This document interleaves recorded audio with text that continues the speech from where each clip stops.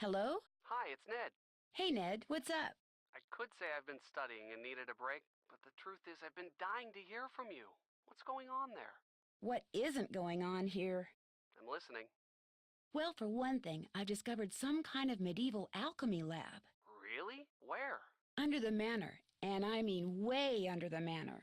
In fact, I may be the only one in this place who knows about it. What's in it? Well, I was hoping to find the fabled Penvillin treasure, but all there is in there is an old forge. Forge? Isn't the thing you use to heat metal and make swords and stuff? Right. So what are you going to do now? Well, actually, the forge looks like something I saw in this strange book Jane has in her room, which means I should probably check it out more thoroughly. Probably hasn't been used for centuries. That's the thing. It looks like it has been used recently. I mean, relatively recently. Certainly within the past 50 years or so. What would someone be using a forge to make in this day and age? Good question. Well, if there's an answer, I'm sure you'll find it. Linda's stepdaughter, Jane, she has this really weird picture book in her room. What do you mean, a picture book? I mean, pictures are all that's in this book. No words, just these strange hand-drawn images. And the book is old, like it's been around for centuries. Drawings, huh? Maybe it's some kind of an ancient instruction manual. You know, for people who didn't know how to read. Could be. When I asked her about it, Jane said her grandfather gave it to her.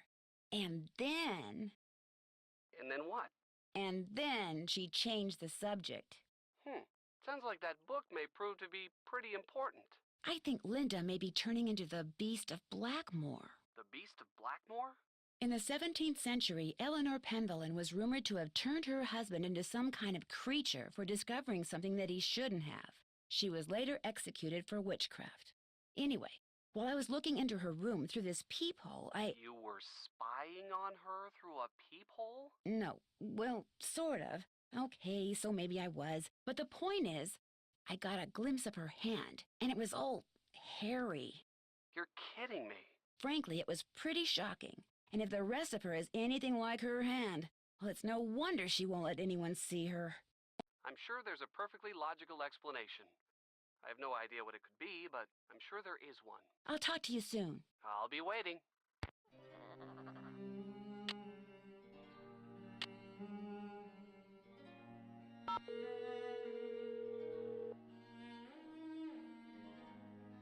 This is Paliki. Hi, my name is Nancy Drew. Could I ask you some questions about lycanthropy? I'm sorry, I'm about to leave for a seminar and I'm very busy. Besides, I've written 2 books and 12 articles on the subject. If you have questions, perhaps you should try reading one of them. I did. That's how I got your number. Well, if you didn't understand something, I'm afraid I really don't have time to explain it to you. I understood everything. It's just that I know someone who seems to be exhibiting some of the symptoms of lycanthropic Lycanthropic metamorphosis? Well, that's different. Talk to me. What do you consider to be the definitive signs that someone is turning into some kind of animal? Symptoms are relatively subtle. A dry mouth, a fatigue, impaired vision, and reduced blood flow to the skin. Is this person pale? I can't say. She won't let anyone see her. She just lies in bed all day behind this curtain. And at night, what does she do at night? I can't be sure, but I do know that I saw something outside the night I arrived, some kind of animal. And when I asked to see my friend, I was told she was unavailable. This sounds very promising. You don't really believe she's turning into some kind of creature, do you? Young lady, I believe the human mind is capable of far more than we can ever imagine. Pale skin, dry mouth, fatigue. The human mind is perfectly capable of causing the body to exhibit such symptoms, if it is so motivated. What would motivate someone to turn into an animal? Most lycanthropes are under a great deal of stress, due perhaps to the death of a loved one, marriage, divorce, a relocation, that sort of thing. They're emotionally vulnerable, which means they're particularly open to the power of suggestion. Someone suggests they become a lycanthrope? Not in so many words, of course. Somehow they get it in their head that they're destined to take another form. They see something, they read something, someone says something to them. Somehow they come to believe they're supposed to undergo a physical metamorphosis, and so, in their weakened psychological state, They do. Do you think seeing an ancient curse would be enough to send someone, over the lycanthropic edge? Absolutely. Of course, a person cannot morph into XYZ if that person has no idea what XYZ is. She has to have some prior knowledge of the creature she thinks she has been condemned to become. A book, a website, a movie, a play, a casual anecdote, any number of things could provide her subconscious brain with clues as to how she is to look, feel, and behave in her altered form. Are temper tantrums symptomatic of lycanthropy? There are no hard and fast rules when it comes to lycanthropy, or almost anything else for that matter. But if someone believes that what they're changing into is irrational, or has a bad temper, then they will exhibit irrational, ill-tempered behavior, especially if this is contrary to their former nature. What if someone seems to be growing a lot of hair, like on her hands? What do you mean by a lot? I mean a lot. Well, to tell you the truth, psychosomatic hair growth is extremely unusual. In fact, as far as I know, it's unheard of. Are you saying that my friend really is turning into some kind of beast? No, of course not. But you might be well advised to keep an eye on her, and please, call me if anything happens. If anything like what happens? You'll know, Miss Drew. You'll know. Thanks for your time. Good day.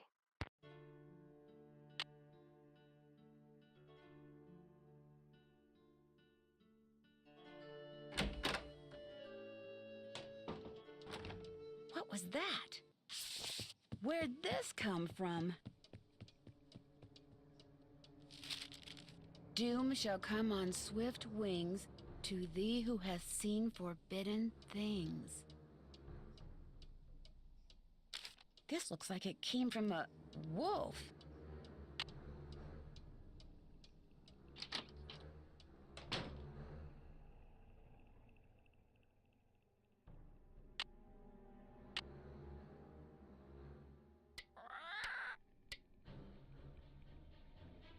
Polly is a stupid bird. Polly is a stupid.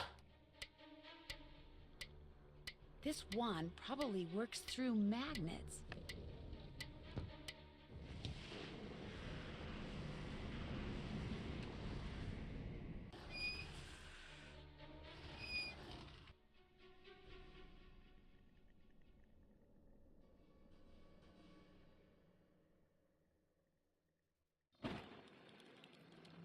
Whoa, something tells me I just succeeded in lighting the forge.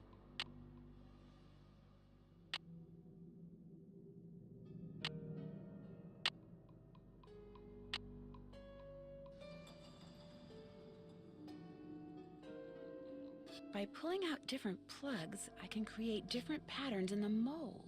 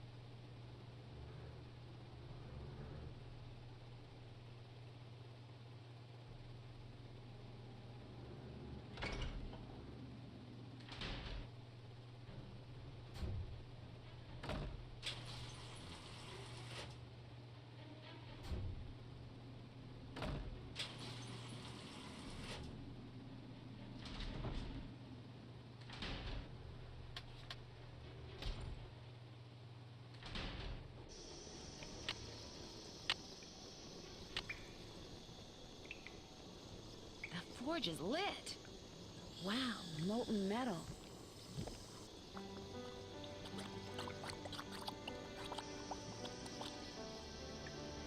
There, that looks right.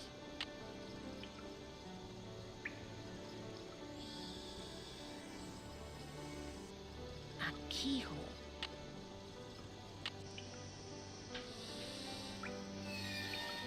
Whatever you just found, it's mine. I'm the pendulum, not you. Besides, I would have found it before you did if I didn't have to sit there all day learning all that other silly rubbish. What is that? That is the Pendleton treasure. A rock? 600 years of secrets and mystery and puzzles, all because of a stupid rock? No way. There must be something under it. No, don't touch it!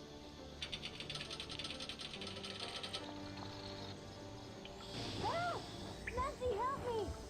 It's pitch black in here. I can't see anything. Get me out of here, please! I'm sorry I was needy before. I'm sorry for everything. What do you mean by everything? It's my fault Linda's sick. I mean, she's not really sick. I just made her think she is.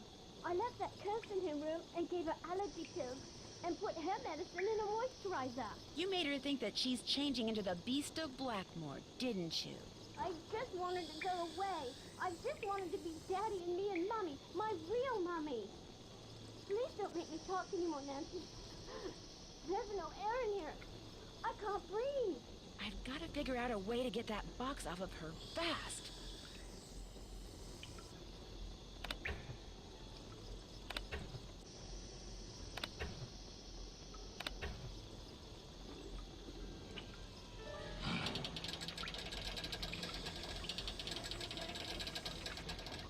Thank you.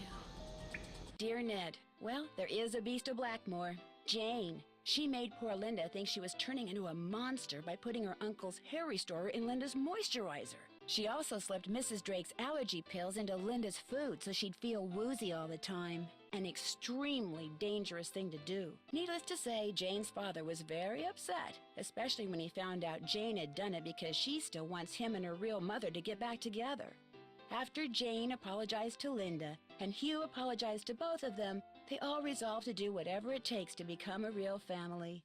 As for Blackmoor Manor, ever since I told him about all the passageways and gadgetry I discovered, Hugh has become fascinated with his family history and has asked, no, ordered Ethel to teach him what she's taught Jane. And while he doesn't believe for a second that the meteorite in that old alchemy lab has magical powers, he has encouraged Jane to come up with a puzzle to help ensure its safekeeping, just as initiates have been doing for centuries.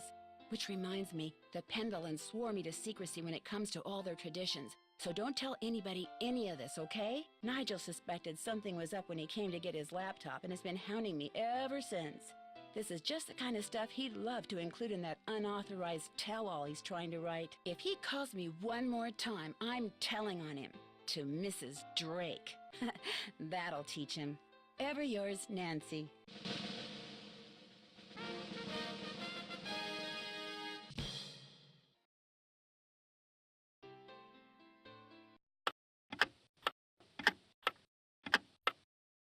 The year is 1930, and everything is on the rise. Unemployment, government breadlines, and organized crime. In the midst of it all, a heroine is born. Armed with only a flashlight, a blue roadster, and a spirited resourcefulness, a 16-year-old detective will go on to inspire hope in the hearts of young girls and kisses upon the lips of evildoers everywhere. Her name? Nancy Drew.